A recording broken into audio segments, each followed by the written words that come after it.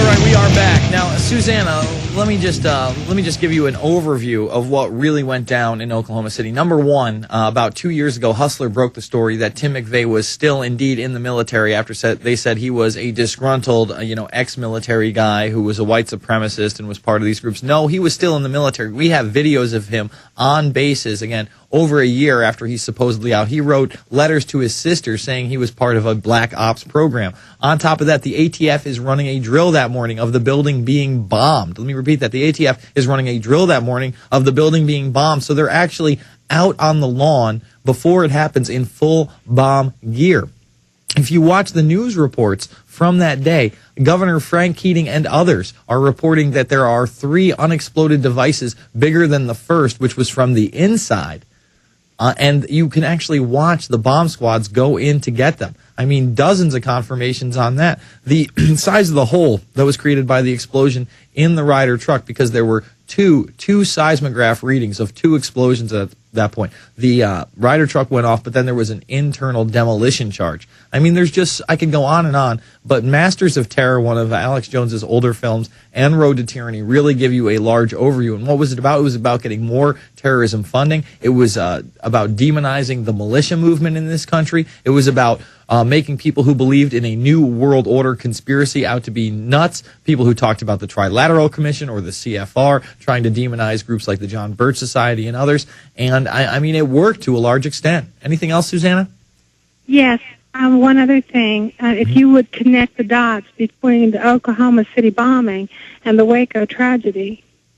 All right, well, with the Waco tragedy, all right, again, they don't like that people have guns. Are they connectable? That's my question. Yeah, they are connectable in the fact that, again, they're demonizing gun owners. They're demonizing people that are getting outside of the system. This was really a Christian church that was built back in the 50s, and most of these people were, in fact, Christians. So these guns were legal. The federales came in. They shot first. And then if you watch Waco Rules of Engagement, you find out that, a lot of the things they were saying about David Koresh were just untrue and over-exaggerated.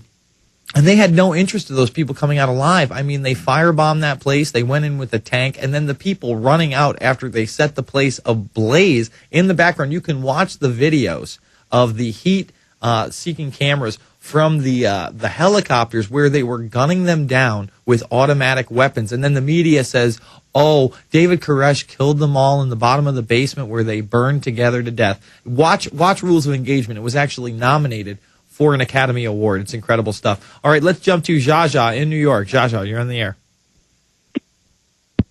Hello? Hey, Jason. How you doing tonight? Good. You're working hard, huh? Yeah, working hard. Whew, I really want to thank you and Alex for doing this thing, re-releasing this Aaron Russo, my cousin Aaron Russo's film. I think it's really amazing. And I spoke to Heidi this morning today, and first of all, I want to tell everybody that's listening right now that Aaron was great, and Aaron fought for what he believed in, but he dealt with a lot of pressure from his friends and family, and not me, but I mean some members of his family. And he didn't go through the world, everybody cheering him on. It's lovely that everybody's, appreciates him now. It's wonderful, but his memory lives on. But he had a struggle every day. And people that he told, they turned his back on him. A lot of people in Hollywood, they said he was crazy. They ostracized him. It was a struggle for him, And Heidi and I were talking today about all this GMO in Austria, that there's no... Well, Jaja, people really do need to understand that this is really an uphill battle for most everybody. No matter if you're a successful producer or manager in Hollywood, I mean, this information is tough. And again, it's not going to be built overnight that we can overcome this and restore the Constitution and Bill of Rights, hold these people accountable. It's the Infowarrior. Thank you for the call. Back after this.